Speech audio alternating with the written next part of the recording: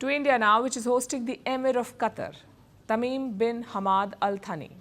He's on a two-day state visit. His first state visit to India in almost a decade. It began with a special gesture. India's Prime Minister Narendra Modi personally welcomed Al-Thani at the airport. Since then, the two leaders have held talks covering issues like trade, energy and people-to-people ties. India and Qatar are set to elevate their relationship to a strategic partnership. The countries want to double bilateral trade by 2030, and Qatar has announced a $10 billion investment in India. Some big announcements there. But how significant is this visit? How have India-Qatar ties evolved over the years, and what does the future hold? Our next report breaks it down for you. On Monday, Qatar's Emir Sheikh Tamim bin Hamad Al-Thani landed in New Delhi, and he had someone special waiting at the airport, Indian Prime Minister Narendra Modi.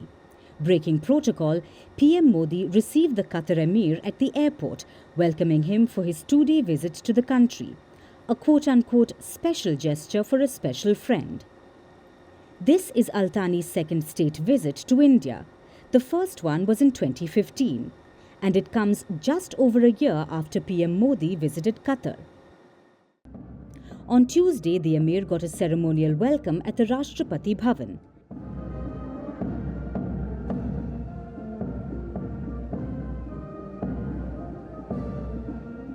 This was followed by his meeting with PM Modi at the Hyderabad House. It focused on trade, investment, energy, technology, as well as people-to-people ties. Both sides agreed to elevate their relationship to a strategic partnership. Both leaders spoke about increasing investments in India, especially in smart cities, food parks, startups, and artificial intelligence. They also announced agreements that aim to tackle double taxation and prevent fiscal evasion of income. Qatar and India have had a long and interesting relationship. Doha's trade with India is $20 billion. Some 840,000 Indians live and work there, which is about 27% of Qatar's population. But the foundation of this relationship is energy. Qatar is the largest supplier of LNG and LPG to India. It makes up 48% of India's LNG imports and 29% of the LPG imports. In 2024, both sides renewed an energy deal. Qatar will supply LNG to India for 20 years. The deliveries will begin by 2028. It's a massive energy deal worth $78 billion. So there's a lot to like about Qatar. It's a reliable supplier of energy. It is home to thousands of Indians. It's also a solid investor in multiple industries. Last year, Doha gave India some good news. It freed 8 ex-Indian Navy officers. All of them were on death row last year. So the relationship is looking strong. But there are some not-so-good parts as well. Qatar has a history of supporting terrorists. Hamas's political leadership used to live there. So did the Taliban leaders. Plus, many reports link Qatar to Al-Qaeda and ISIS. Doha also uses its media network Al Jazeera for soft power. So Qatar isn't a straight shooter, but India has widely looked beyond that. In 2017, Qatar was under blockade from other Arab Gulf states.